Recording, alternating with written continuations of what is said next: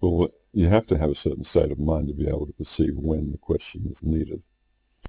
If you talk about documents or verbal communication, there's a point at which the person listening or reading has to stop processing the meaning of what they're hearing and listen in between, if you like, to what the process of the language is. And by that I mean that if somebody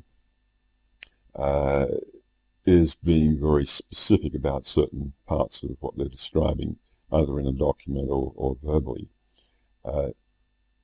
the specificity of what they're saying will contract your awareness to the particular issues that they're describing in detail, and you start to build a picture, a very clear picture, based around what they're saying. That's what specifics do.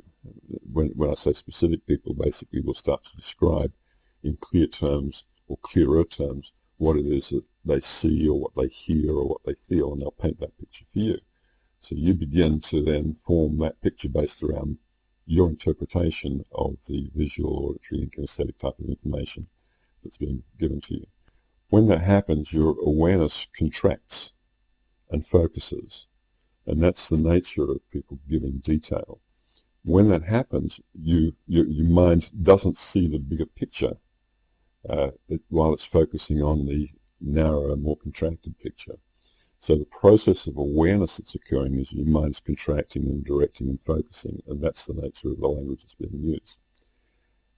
Now, if somebody wants to direct you to a particular point and away from something else that's important, they'll use more specific language.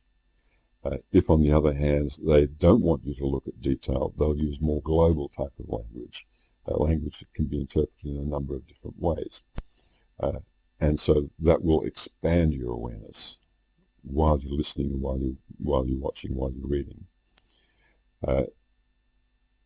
When you're looking at a document, for instance, you'll find that people who've authored the document will move from or between expanded, contracted, and directed and focused type of language. Your state of awareness will move accordingly to expanded, directed, focused, etc.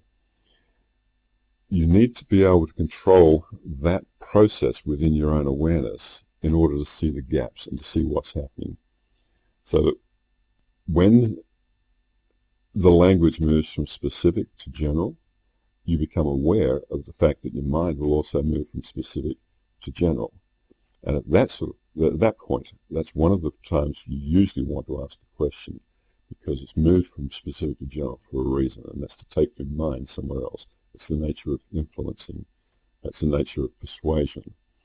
And if you're not in a state of awareness where you're observing your own mind make those movements while you're looking at the document, while you're listening to somebody talk, then you'll miss that shift. And that shift is usually where the question needs to be asked.